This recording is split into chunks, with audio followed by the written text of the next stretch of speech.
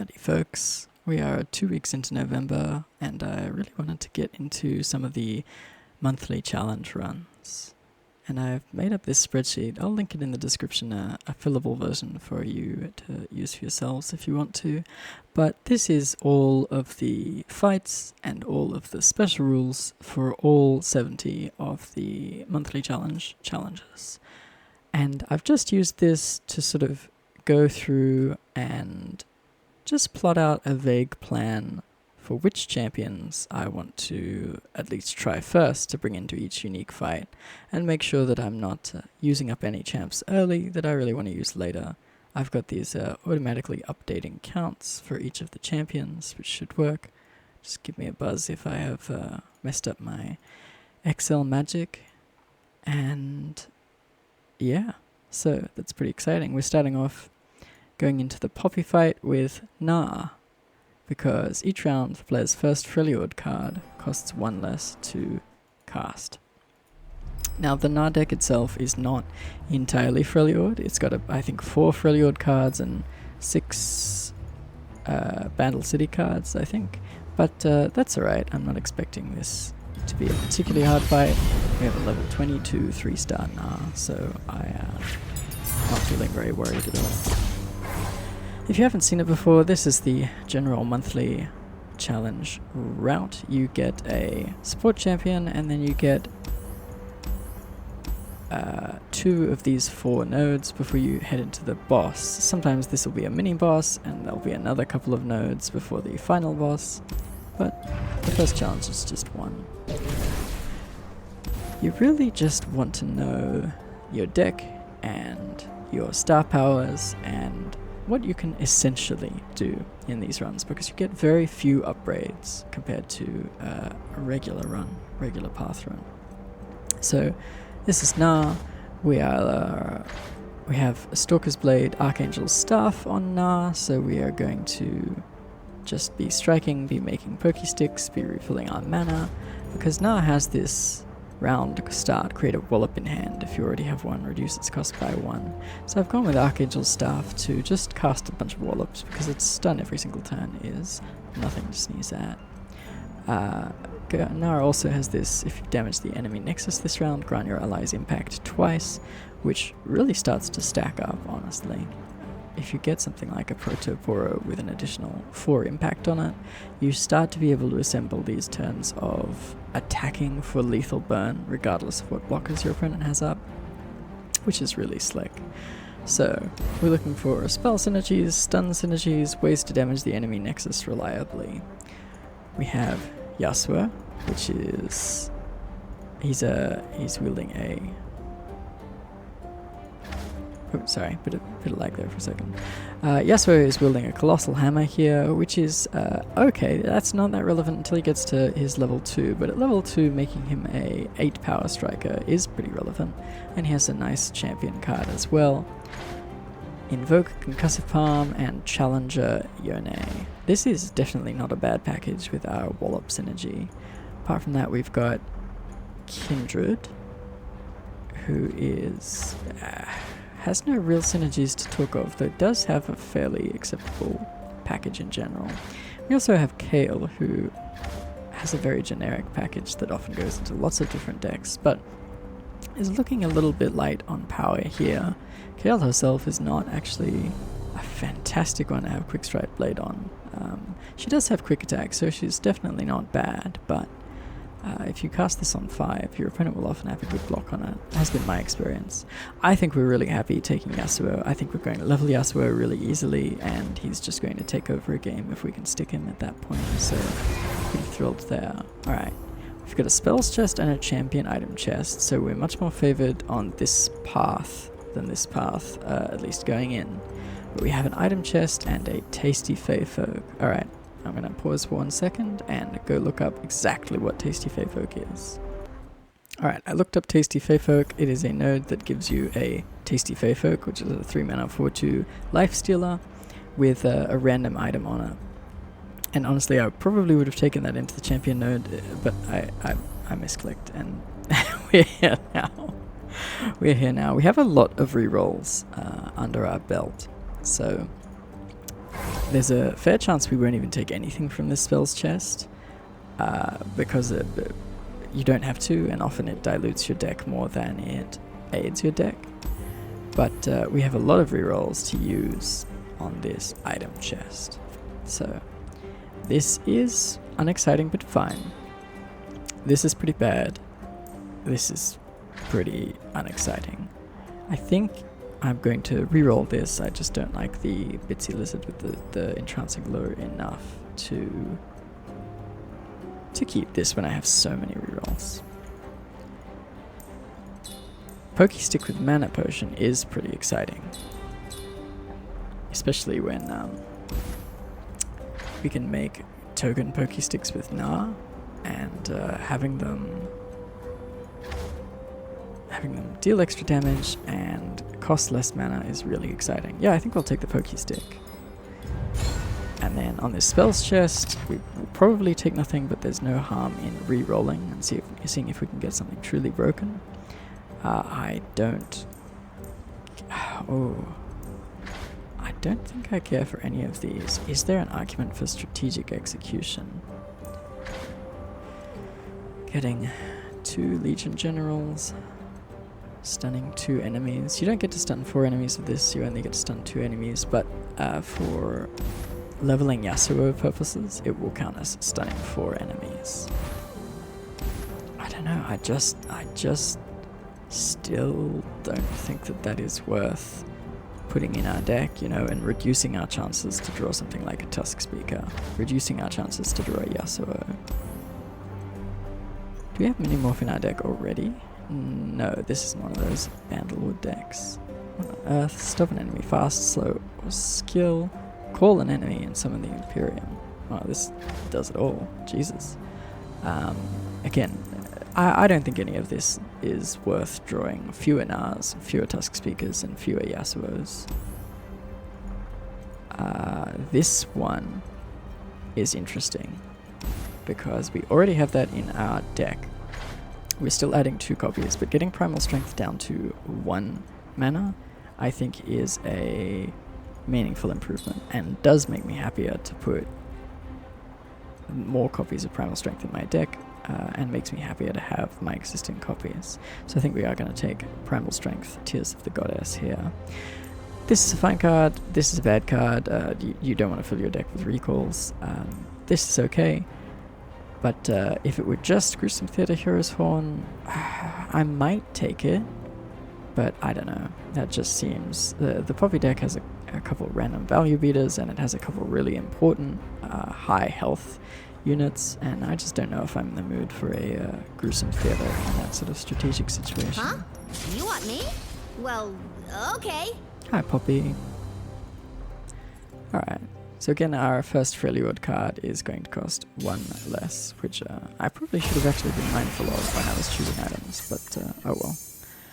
Okay, I am putting back Teeny Dactyl. This is a much later card. I really like Tusk Speaker, not only because it's a 2 mana 5/4 Overwhelm, which is incredible, but also it sort of starts this train on impact, where if you have impact on board, Outrage is easy to trigger. So getting the first lot of impact is really important. I think I'm going to keep this. This feels good to me. I think we're going to be able to do some Yasuo shenanigans with striking with Wallops, with a free Wallop on turn 3, something like that. God, the Bandle City music is really fun. Alright, we have a Gnar. Also not bad. Gnar is Freljordian, so he is discounted. And we are, yeah, just going to make the... Oh, interesting. Should we Pokestick this? We don't know what they made. No, I don't. I kind of want to Pokestick probably before we play this Gnar. But I can do it next turn, not this turn, if I want to. And that way I can point it at face if I want to level my Gnar that turn. Which is probably going to be a good move. When my song ends, men die. Alright. Tusk Speaker is a big boy. He's been eating his stew. Alright. Oh, this is going well. I am going to Pokey Stick face. Then I'm going to get a second 1 mana Pokey Stick. So all going to go really well for us. Put that hammer I gave you. I traded it for this way cooler one. Party member down. Maybe we'll agree to that old man. Oh, I can fix that. Alright, we're feeling extremely ahead here. We're going to level up our We are not going to get anything off this vulnerable, but we are going to get a huge quick striking overwhelmer, so I'm not exactly messed up about that. And we made another Pokey Stick and we attacked, so our Pokey Stick is now 0 mana. I don't think we should point that at face just yet. I just don't think there's much reason to. There's certainly utility in having a 0 mana Pokey Stick.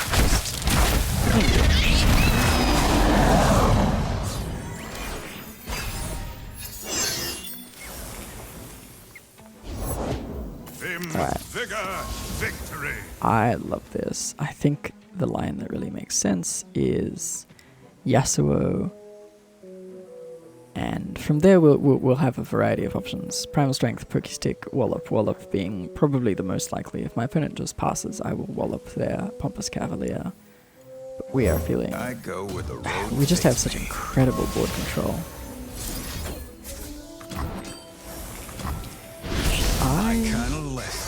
Yes, I should Pokey Stick face to get 6 points of impact overall. And this should be lethal, I think. What's the most likely response from my opponent, my Bandle City opponent? A fast response to an open attack with no units on the field. Stress defense, I guess, which makes me want to hold this Primal Strength.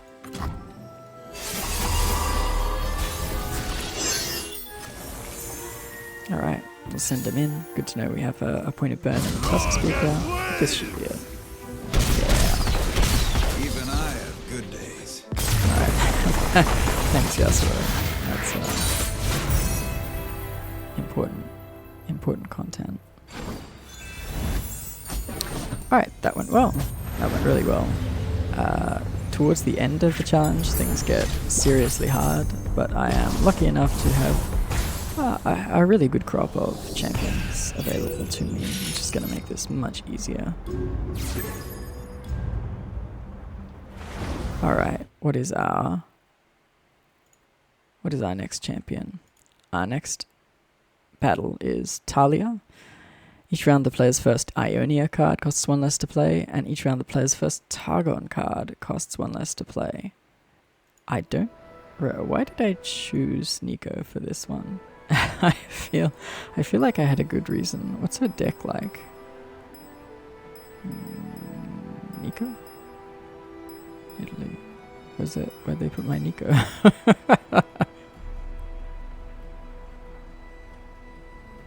Oh, there she is. Alright. Targon and Ionia, eh? Targon. Freljord. Nothing. Shadow Isles. Nothing. Noxus. Shadow Isles. Freljord. Demacia. Alright, I don't think I put much thought into this. I just didn't want to, I don't feel like my NEEKO is particularly sort of well set up right now in terms of her level and her abilities, so I think I was just using her as an early run killer that I didn't really want to use anywhere else.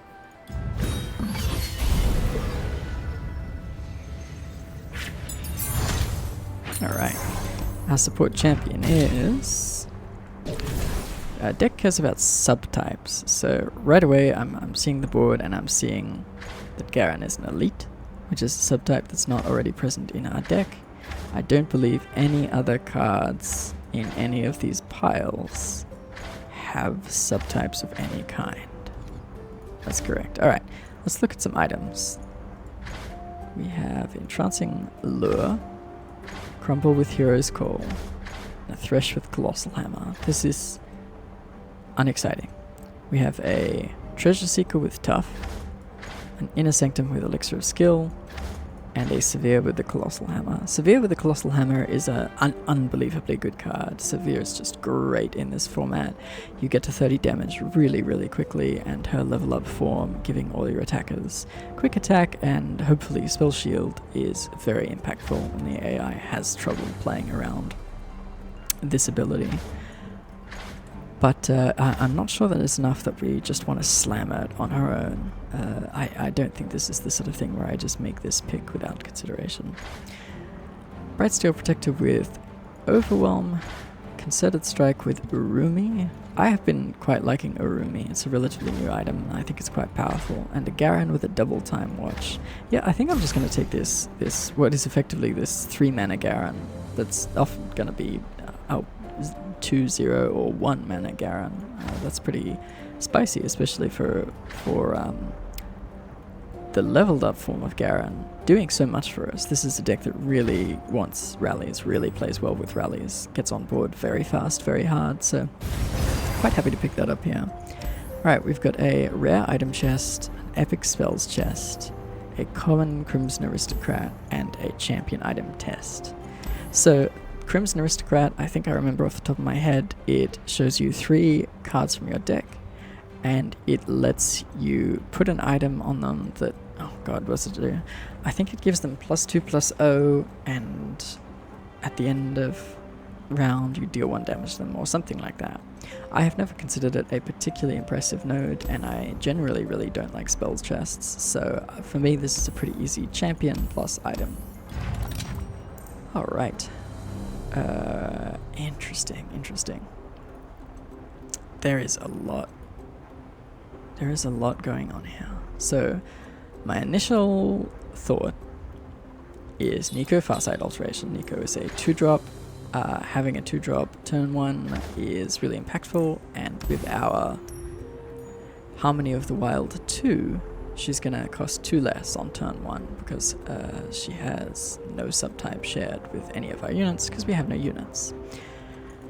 That said, there can sometimes be an awkward thing with NEEKO where you don't necessarily want to play her early. You're much more interested in playing her later because she's a bit of a wild card for getting these 6 subtypes. You can pick up a subtype that you have not managed to draw yet this game. So Farsight Alteration isn't necessarily the best on her. We could also alter the Garen purely because of its synergy with Double Time Watch.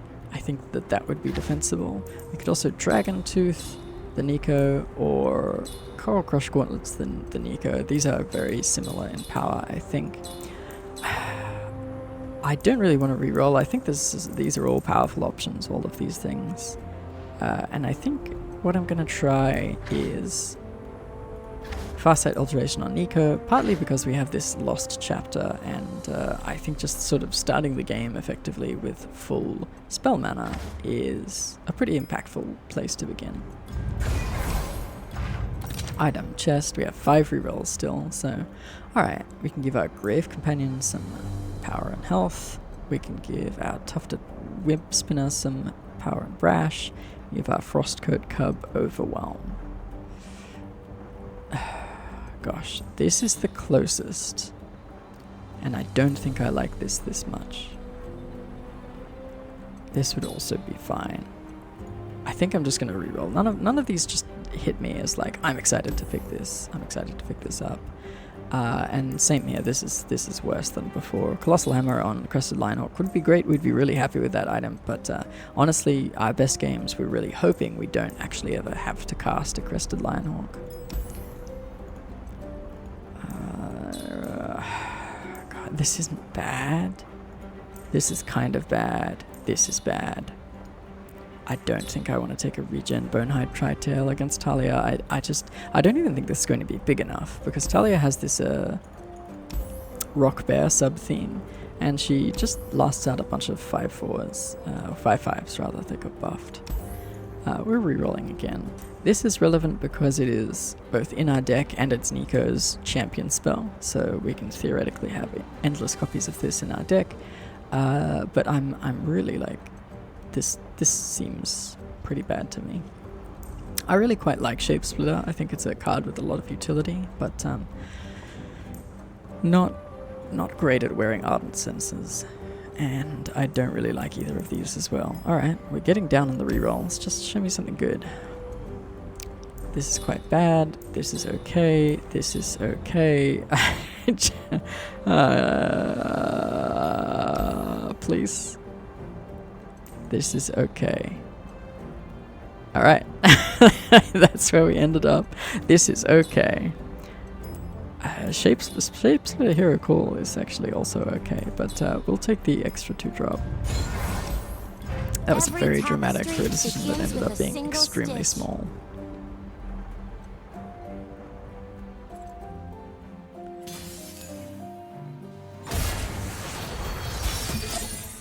Alright, what do we have? Alright, NEEKO is a pretty straightforward deck, fortunately. I'm gonna ship back the Bonehide Tritail because this is not really an early play. I'm gonna ship back the Behold the Infinite because it has the Farsight alteration on it. I'm definitely keeping the Frostcoat Cub. And I think actually I'm keeping the Glacial Saurian. This is just a really powerful unit that is pretty easy to turn on, and I don't mind it just being my turn 2 play, especially because we don't have many reptiles in the deck at all. So having Farsight alteration on NEEKO means we know we will get to go Frostcoat Cub into NEEKO. You do want to do it in that order in case you want to choose a dog for NEEKO, which sometimes happens. Frostcoat Cub is a Bushwhack Trap in play, which is not going to do anything for them, so that's a good sign. We are going to, yep, just play our NEEKO. It can be a Fae, a reptile, or a dog. We just want to be a Fae, so that's this decision over pretty much. We just this is the only guy we're interested in. And we can play our Hungry Owlcat. Do we want to play our Hungry Owlcat, or do we want to Behold the Infinite and search for a Celestial? I think I want to Behold the Infinite. This Hungry Owlcat is going to get in for 2 damage, or 3 damage with Grandfather Fae's buff, which is meaningful, but not a huge chunk of 30 life, and it's not going to give us another creature type for NEEKO's level up, because we already have Grandfather Fae as our Fae. Alright, this is pretty breezy. We don't have a bird, which is worth noting for Immortal Fire. We don't have a bird in our hand, and I think the only bird in our deck is the Demacian, the Crested Sunhawk. But I still think we're just going to take the Traveler, because it just is going to be pretty hard getting up to a sort of relevant mana total for the Immortal Fire to be online and to be useful. Alright.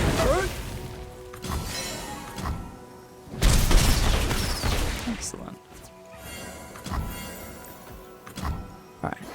My opponent just is doing pretty much nothing. I mean, they had an Elixir of Skill here. They drew some cards. Altar of Blood. Beneath me and winds behind Altar me. of Blood Talia. Alright. Rockhopper. So our next idiot is going to get vulnerable. So what does that mean for us? It could mean playing our big old Glacial Saurian. It could mean playing our teeny Owlcat and not giving my opponent very much to trade effectively with. This doesn't use up our Harmony of the Wild. I don't believe so. Our next ally with a different subtype than all other allies will still cost 2 less. Tranquil Winds. This will eat our Ionia card for Tranquil Winds. So we can do something like Fae. Oh gosh, Fae, Tufted Web Spinner, the Traveler, and I think that the mana will work out on that because the Traveler is a Targon card. Yeah, let's try that. What a shame for you! Or actually, I could just go...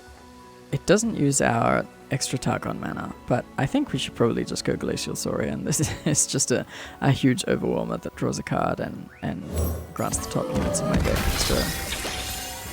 extra attack and health, so we're just kind of feeling really good about that. We could Shape Splitter something.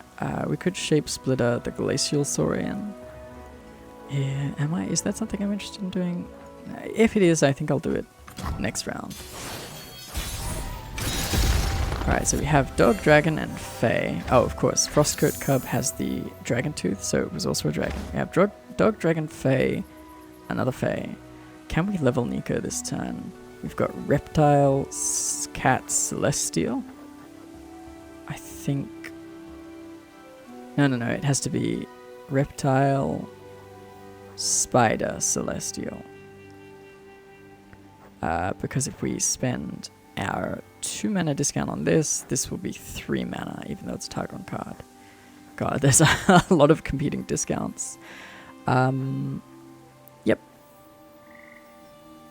okay. It's a Celestial without a type, but we're still going to take it just in case something happens to the Traveler. And this should really be it. We'll get to... See? Watch me do a trick!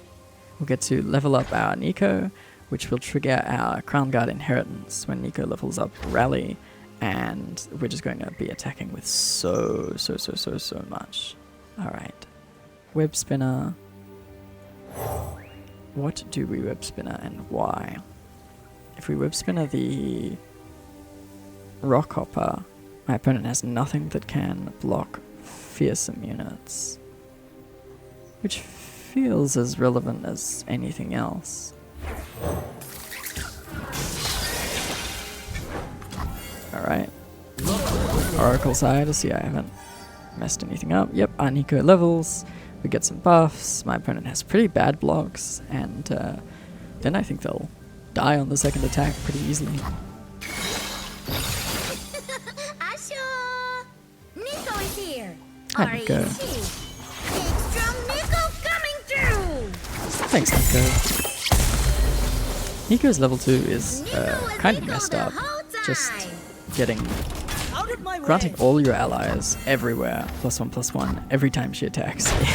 If you attack with NEEKO twice, it's very difficult to lose a game. It's the same as Cosmic Inspiration, which is a card that you have to invoke for, and then it costs 7 mana. Go fake NEEKO. Thanks, NEEKO. She talks so much. She talks so goddamn much. Yay! Everyone is invited to picnic! Thank you, NEEKO. Oh, Jesus. Alright, things going well so far. We did it. What's our spreadsheet say next? Next, we're going to take Ashe into Lee Sin Caitlyn. Kill all units except each player's strongest. Ah, yeah, I thought this was a... I don't know if this is clever of me or if this is pretty obvious, but Ashe has this power that frostbites your strongest enemy at round start. And so come round end, it won't be their strongest unit anymore, and it'll get killed for their second strongest unit, and then the same thing will repeat all the time. So I thought this was pretty good, and I thought if you're going to have exactly one unit in play, Ashe is a pretty good option because she is extremely good at neutralizing exactly one opponent. So, yeah, I think we'll continue on with that. It's a bit of a shame to spend Ashe because she is quite a powerful champion and it is quite early in the monthly challenge, but you got to use them all on something. Ashe level 23. I always try to double check my relic builds before I go in because sometimes you have a relic build that isn't what you want because it's experimental or because it relies on the length of the run or you just want something different. But in this particular case, I think Ashe giving us a free frostbite every turn and the mana to cast it is going to be just great. I'm very happy to take Ashe into this one.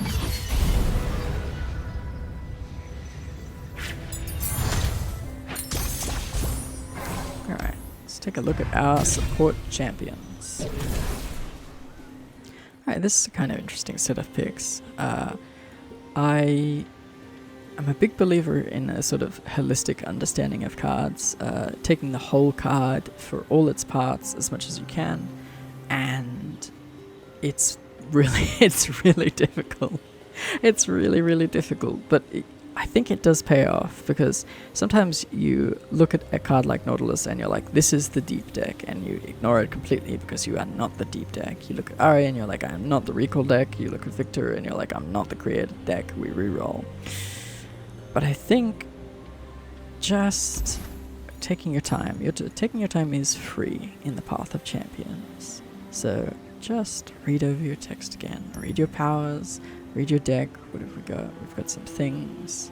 Our Ice Veil Archer is a really important one. It's a 2 mana 4/4.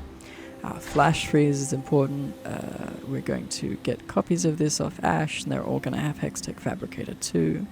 Okay, top end we have an Alpha Wild Claw. Our star powers. Round start. Frostbite the strongest enemy and give it vulnerable this round. This happens every single round. Good. When an ally kills a unit with 0 power, grant your ally +1/+1. Probably not very relevant, but you know, if we get some strikes in there, that's something that we can keep in mind. Alright. And now we'll just do the same thing with our support champions. We have a Drake Dredges with Dragon Tooth. This is a good aggressive drop. This is a 1 mana 3/2. It's better universally pretty much than a Bloodthirsty Marauders, unless this is really the line between decking and not decking, which seems you just really don't deck that often in this game. You almost always have tools to get around it. I mean, every single champion is inherently a tool to get around decking because of the nature of champion spells. We have a big elusive Deep Fury, Nexus Strike, draw 1. That's quite a powerful option. And we have Nautilus. Nautilus on his own is pretty much useless, and summoning an ephemeral copy is also pretty much useless. This is just a big, useless blocker unless you can buff him. Then he turns into a 13/13. When you are deep, you need 15 or fewer cards left. We have 18 in the starting deck. We will add 6, so we go up to 24. And then potentially more. So we need to only draw 9 cards for Nautilus to be online. He will shuffle back any tossed Abyssal Eyes. It's the only sea monster in our deck. And he will be a 13/13 Fearsome Tough, with Riptide as his champion spell. Riptide is funny because it does prevent us from decking. We can cast a Riptide every turn, but it also prevents our opponent from decking. So I guess in that case we would have to win with our 13/13 Fearsome Tough alone, which seems doable. So I don't hate this Nautilus here. The Shadow Totem is really probably not going to do anything much for us, but I don't hate it. Ari. We have Dancing Droplet with Shadow Totem. When I'm recalled, draw 1. Shadow Totem and Recall do have good synergy in that if you recall the ephemeral version, it loses ephemeral and removes all effects applied to it, which can be really handy. But this is not inherently a super powerful card. Just a 1 mana 1/1 elusive is not good. A Daring Poro is not good in abstract. Ari is also not that great in abstract, though she is a little better in this run specifically, where she will let you play a unit and then recall it to save it from the round end trigger. The round end trigger, the one I mentioned just before, kill all units except each player's strongest. And then you have Homecoming, which is a really strong recall spell, and in this case has Ardent Sensor, which is not that impressive for us. Last but not least, we have Victor, Armed Gearhead with Bonded Bucklers. This is pretty great. Giving another one of your units Augment is probably a little niche. I don't know if we're doing much with that, and in fact I don't know if we're doing much supporting this entire one because of that special rule. But giving Quick Attack is a very relevant thing. Calculated Creations coming to hand at the start of the game, also relevant. gets us an elusive if we really need one, a cheap creature if we need one, and otherwise it just gets us a growing, burning threat. Victor with Vampiric Scepter. This is not a very impressive showing for Vampiric Scepter. You need it a lot less in the monthly challenge than elsewhere. But Victor himself is still a really powerful card, especially because Victor with Augment means that he is just a growing keyword monstrosity that will eventually kill your opponent, because he will be pretty much the only card left. This is really interesting. I could see valid arguments for all of these. My inclination is towards Victor, because I have had the most success with Victor out of all of these cards. But I'm not entirely sure that it isn't Nautilus time. This just gives us some pretty buff creatures, some pretty buff units with elusive. Shuffles our things back in, is enormous. I think I'm going to go with Victor just because I really think that our plan is Ash. We're going to grab an Ash, we're going to cast 1,000,000 Ashes Flash Freeze, and that is simply going to be how we're going to win. And within that plan, I think Victor achieves more than Nautilus does. Just with the Augment synergy, it won't achieve much because a lot of things are going to die every round, but it does achieve something, and I think that is meaningful. Alright, we have a shop. This is Victor's champion spell, so we're sort of aware of that. Rhyme Tusk Shaman is not in our deck already, no. We have Rhyme Fang Wolf. Okay. Not that much here. We do have Vault Breaker, which has some created card synergies, but I don't think I'm interested in any of this. We can also buy items. I forgot about this, but you don't buy powers in the monthly challenge. You can buy items for cards in your deck instead. Okay, going up against Caitlyn, and then we'll get a healer or a spells chest. This is going to be a pretty low power run. You can see champions here. You don't get extra copies for this. So you do get items, but you don't get the sort of exponential growth of items that we're used to talking about when we talk about item stacking. I think I'm going to reroll, and I think I'm going to start here. Alright. Wow, this was a pretty bad reroll. There's just nothing here that is of interest to me at all, unfortunately. Minion with a cursed symbol is cute. This is probably okay, but I don't really think it's worth drawing fewer ashes overall. Actually, maybe that's a reason why I should just be using my rerolls here. We have one card that is so much better than the entire rest of our deck that we should just be trying to put more items on her and refusing to put any more cards in our deck. That's compelling to me. Don't want this, don't want this. This is okay, but I don't... Oh, do I want this? No, because it doesn't actually increase our chance of drawing an Ash if we don't add any copies.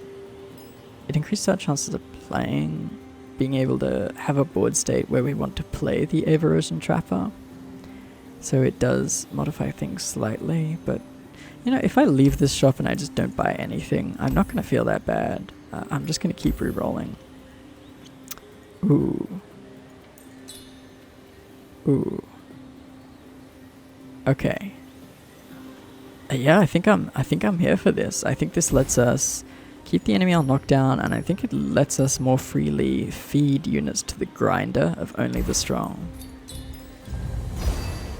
And yeah, I think we might as well use our other rerolls here. This will draw me extra cards, so I want it. Yeah, that makes sense to me. And I guess technically this could be bought for 50 gold, so let's use our last reroll here. Nope, nothing. Nothing I'm interested in.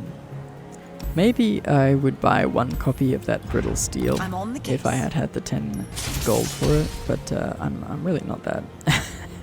I don't think that's going to be a big deal.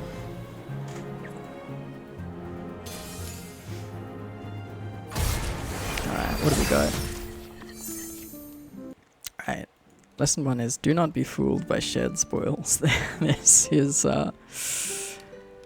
not a very powerful card.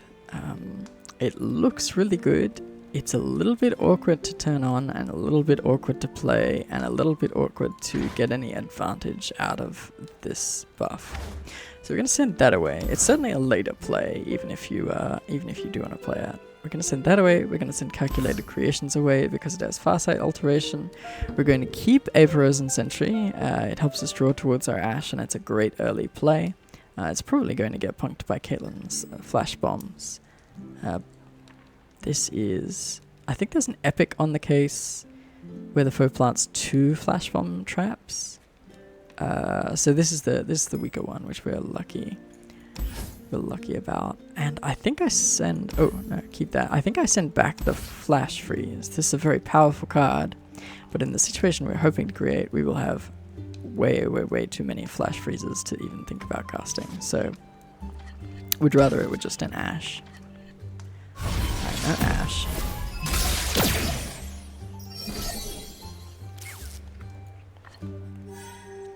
Alright, I think my current plan Unit 6. is... interesting. Gosh, okay, I was going to say I think my plan is to pass and then on my turn, Avarosen Sentry, hopefully get in some damage and play our shared spoils. Now I'm wondering if it's Iceveil Archer. Iceveil Archer, block this attack, it goes to our turn. Their thing gets frostbitten. I attack the Iceveil Archer, I eat it. They play a Caitlyn. And then on their turn, the Caitlyn attacks.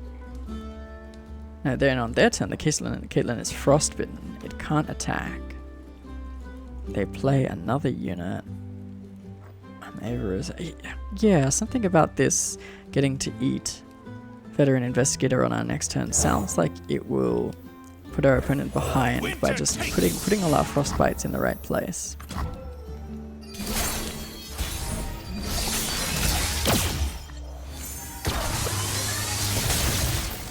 Okay, no worries. As planned.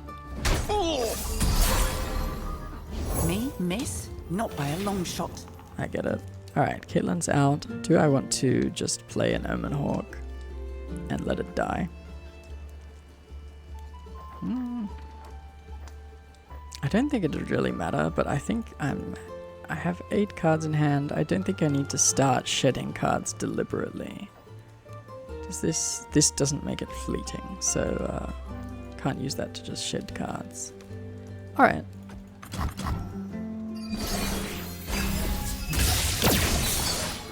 Frostbitten. The scene tells me all I need. Okay. Now we are going to both Omen Hawk and Avarosen Trapper. Should we do that in here? Which order should we do that in? I don't think I care about the Omen Hawk buffing the Yeti. He's behind you. So I think I'm going to Omen Hawk first. Just keeping the peace. Officer Kibble, you never did return my pen. Okay. Okay. Move out! Yep, this is completely fine. Tread carefully. Water it down. Scoundrel! So we pass, our Hawk dies. Comes to us, their Caitlyn gets frostbitten. Yep, works for me. I didn't even mind having this Iceveil Archer on flat 1 because it means it's weaker than Ash. Now what do we do? Can't just Wild Claw. We could just Victor.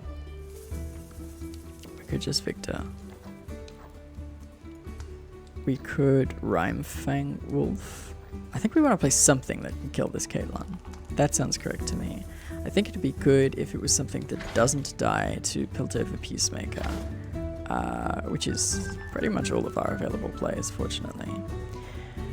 Rhyme Fang Wolf gets blocked. It won't kill Caitlyn if my opponent has any way to pump Caitlyn's power, but I can't think of what they even would play that would do that. I think... I want it to be something that doesn't get buffed to 6 power, because that would make it larger than Ash, although that's not a huge problem. I don't have anything with Overwhelm to trigger these shared spoils. Okay. I think I'm Omen Hawking, planning on it dying at end of turn, and then I'm probably playing the Rhymefang Wolf, but we'll see what my opponent plays. Yeah. Alright, I'm playing the Rhymefang Wolf. If this gets killed or otherwise stopped, we can play the Enraged Suspicious Yeti. activity detected just outside the station. Stay on him. Backup's on the way. Alright. What do we do now? Now I think we Yeti and just trade it.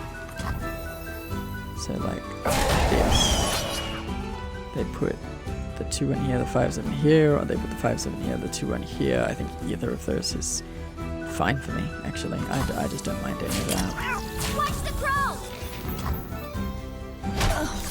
This is slightly annoying.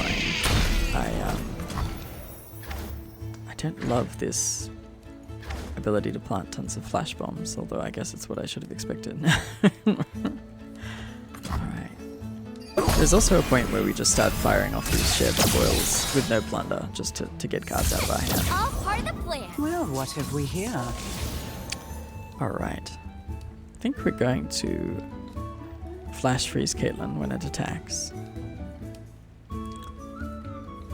What's the strongest unit? We could just flash freeze Caitlyn now, and it'll get killed by the round end trigger, but I don't really see any reason why that advantages us or disadvantages us. I'm just going to fire off these shared spoils to make use of my mana and then pass, and if my opponent ends the round, that's fine. One step ahead. Alright. Flash freeze the Caitlyn. Get a... Oh, what do we want? This is quite interesting. I think Wild Claw's Ferocity is the only thing that's really going to do anything for us. I believe if, from my experimentation with Nidalee, if we cast this on, say, a Armed Gearhead, the resulting Alpha Wild Claw will have both the Colossal Hammer from our Wild Claw and the Bonded Bucklers from the Gearhead, so lots of synergy with transformations in Path. So I go here, we get a 5-1, their Caitlyn gets killed, and they have a Justice Rider in play. That is fine. 5 flash bombs in our deck and 11 cards. Where is my Ash?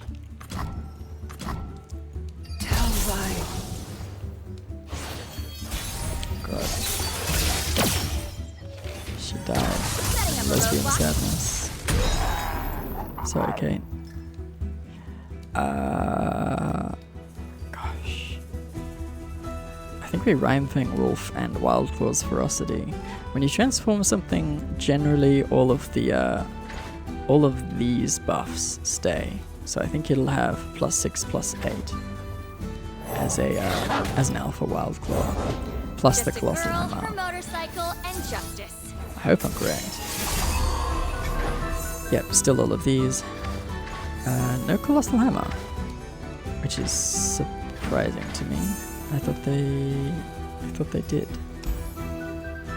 Also, I always forget that this is a cat and not a bear. I don't know. It looks like a bear in the little art.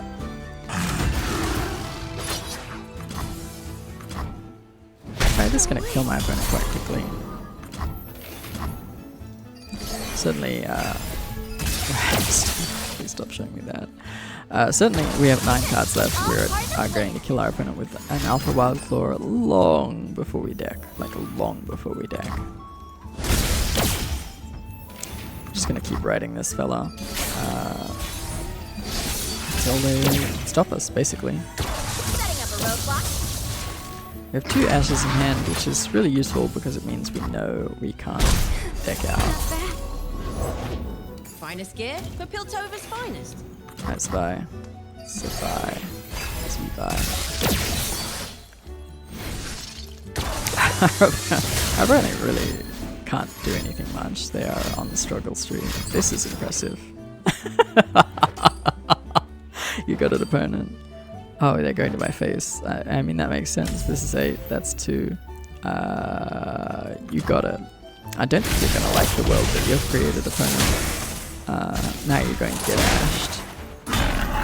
10 out of 5. I don't know if I've ever seen an ash before on 10 out of 5 level up. Avarosa, guide me!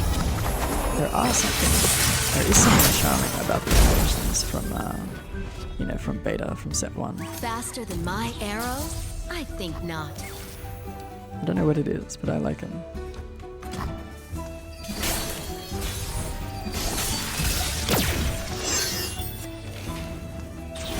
Alright, this should be lethal. Only a target. Plonk. Thanks, Ash. The war is over. Now we rebuild. Alright. That went really well. That was slow and clunky, but that is sort of the way with this power, I think. We just want the copy of Ash. We don't care about anything else. I guess we're going in Lee Sin. I guess we'll give her Barrier. That feels like the most relevant one. If she gets challenged or something. Then we'll go into Healer and cut whatever our worst card is, which is our worst card. Could be Shared Spoils, could be Alpha Wildclaw, could be... probably isn't Calculated Creations. Could be Armed Gearhead. I think I'm going to get rid of Shared Spoils. That was a really rough card for us last game. Your win, Right. my hand. I'll show you a little tip in this Lee Sin game if it comes up. I think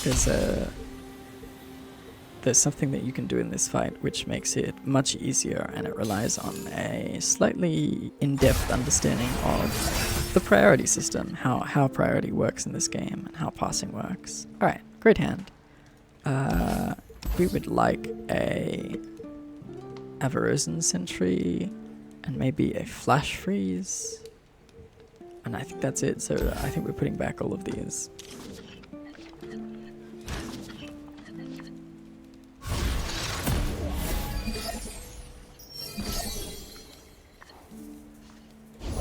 Alright. I fight with my spirit, not my fists. Take an Ice Veil Archer. Though I don't think I have any interest in casting it right now. Can't even block. I mean, if it can stop this from attacking, but I don't care about the one life. I am prepared. Okay, this is the thing. See, if I had played the Ice Veil Archer, I could block here. My opponent would have a 0/5 Eye of the Dragon. They would Resonating Strike, kill my Ice Veil Archer. They would have Flow next turn, they would have 2 spells for their Lee Sin level up. Instead, what I'm going to do is say Resolve. You'll notice this doesn't say Pass, it says Resolve. And the reason is, if your opponent declares an attack, and you declare no blocks, no responses, no spells on the stack, I do nothing, the attack just goes through. They do not get a chance to cast Resonating Strikes or any other spell of any kind. And this is useful in all sorts of cases, but particularly in this case, you know, if I had even cast Calculated Creations there, my opponent would have got an opportunity to use both of these Resonating Strikes to get in for 4 extra damage, which could really matter in this game. So a lot of the time when your opponent does something like attack with a blank Lee Sin, they just attack with a 3/5 Lee Sin, you should just say Resolve, and they will not get a chance to cast any spells. Alright.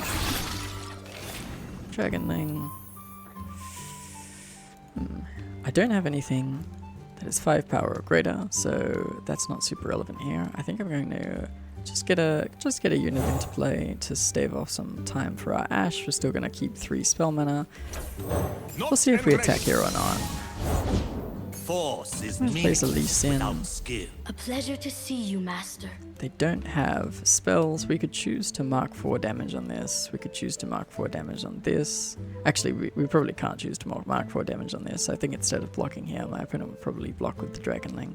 So I think I just want to do this. Wait. Weakest. Round and kill all units except each player's strongest. Yeah, that's just always going to be Lee Sin. So I think that means I have no reason to do anything. Actually, that does mean I slightly misplayed. I forgot this Lee Sin had a Nomad's Medallion. I should have passed and then frostbitten it, and it would have died. The Dragoning would have lived before Ephemeral, and I would have felt really, really smart. Very, very smart. As is, we're just gonna pass.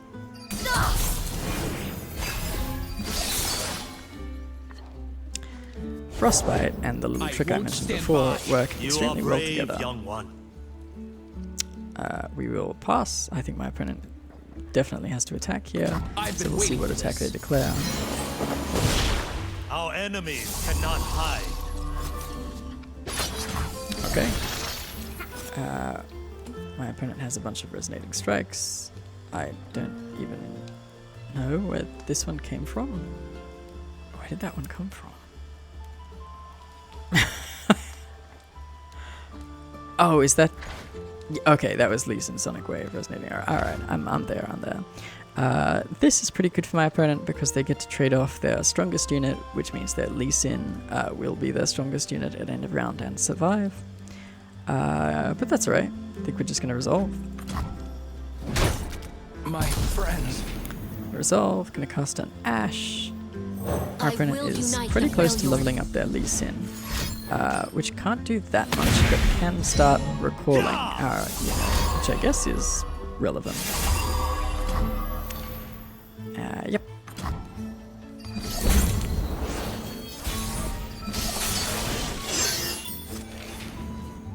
Alright, we're going to cast this Flash Freeze to give our Ash an item and level her up.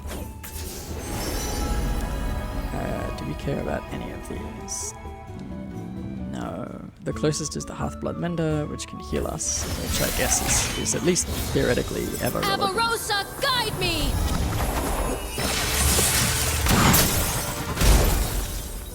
Alright, she made it. We get our level up to Ash, which means our opponent's Lee Sin cannot block. We would have actually got that level up just from her attack trigger, but this is fine. Oh, she got nab. Alright. We now have to be mindful about cards in hand, because we are going to start burning cards pretty soon. But also, our opponent is going to deck even faster, so that's pretty handy. 6 attack clock, 29 divided by 6 is 5. Alright, 5 more turns.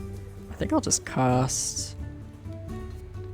some of these sort of like useless cards. You know, I think I'll cast Armed Gearhead. You know what my future is? And Glorious! Sparring Student. And then we're at 3 spell mana save, so yeah.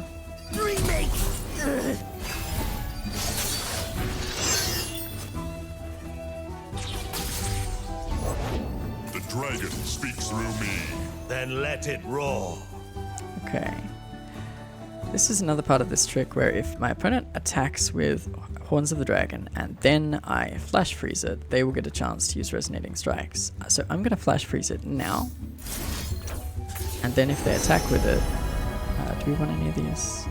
I guess Handy Harness we can put on Ash, technically. And now if my opponent yeehaw. Is Ash your counter? The dragon protects. Alright, skip block. Skip block, my opponent gets to do nothing and I take 0 damage. They are they're having a bad time here. They're actually gonna kill their own Lee Sin as well, so feeling pretty good. Oh no, they're not. Still Resonating Strike. Yep. I fight with the dragon's fury. They still pretty much achieve nothing, but go off.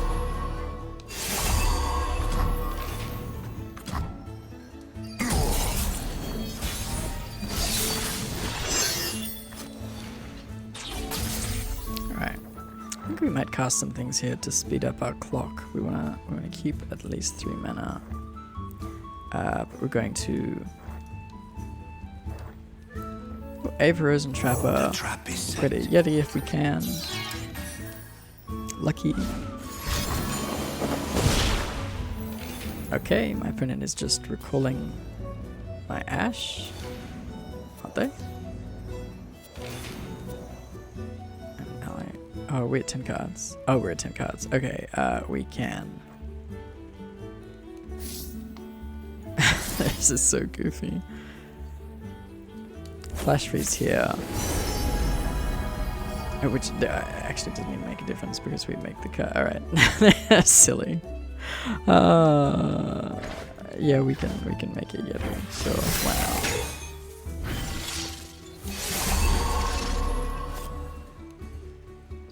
You got it. Alright, they got my handy harness. Faster than my arrow? I think not. I'm through waiting. Alright, is there any... Can this dual tip go away, please? I can no longer see my opponent's life total. Alright, I don't think there's any reason to challenge this. I don't really see what that would achieve. I guess... Yeah, no, at least not this turn. If our Ash were at 9/7, I might think about it, but we're just gonna get in for our damage. Alright, we won't have a Flash Freeze next turn. We will have a Crystal Arrow and Steel Tempest. That can't hurt. I won't stand by. You are brave, young one. We'll do something like this. A chill in the air. Dragon's Protection, don't give Lee a Challenger. This You're put under my our Ash back to protection. my I won't hand. stand by. You are brave, young one.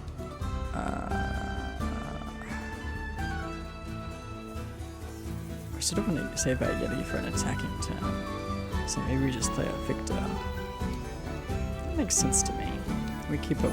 We can Crystal Arrow if they play another thing. If they don't, we can Steel Tempest. This is good for me, right? bouncing my Iceville Archer is good for me. I think we have to. Okay, we block here. They double Resonating Strike the Lee Sin, and I Steel Tempest it in response. Does it still? It looks like it still kicks my Iceville Archer, so maybe that's not great. That doesn't feel true though. Let's test that. I don't think it's gonna make a big difference, so we'll find out. What on earth is happening? Yeah, opponent, you found the only incorrect line. I'm deeply confused. Okay. Obliterate my Archer, I guess. Or no, not even it just comes back to my hand.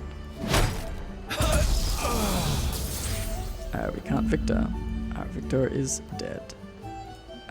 So what do we want to do? I think we want to calculate creations. Like, yeah, just managing our cards in hand is proving sort of the intense part of this, especially when we have no idea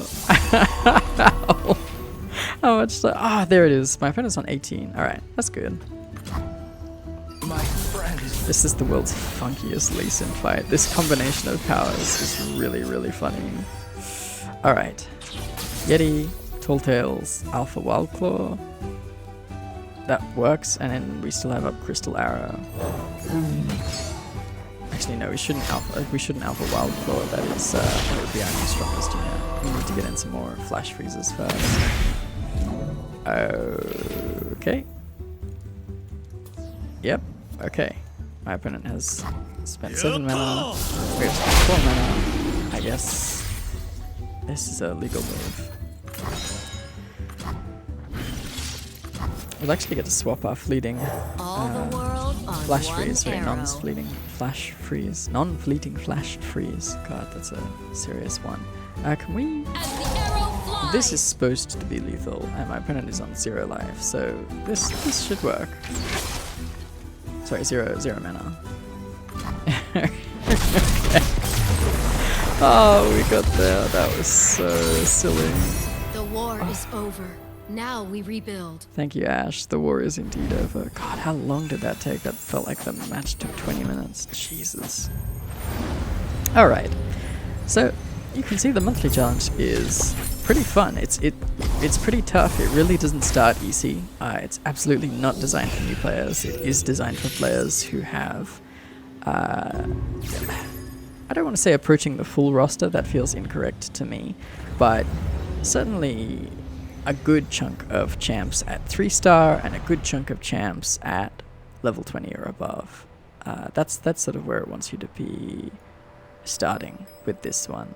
And you can kind of see that with the rewards as well. This is, you know, Aurelian Soul feels like cheating. Aurelian Soul feels like a champion designed just so when you see a monthly challenge and it's, you know, challenge 70 and it's just got all these goddamn rules, you're like, all right, let's take Aurelian Soul in and muck about. So, yeah, that was our first group of 3. I'm probably going to do them in groups of 3 because that's how they unlock. I had a great time and thank you for hanging out.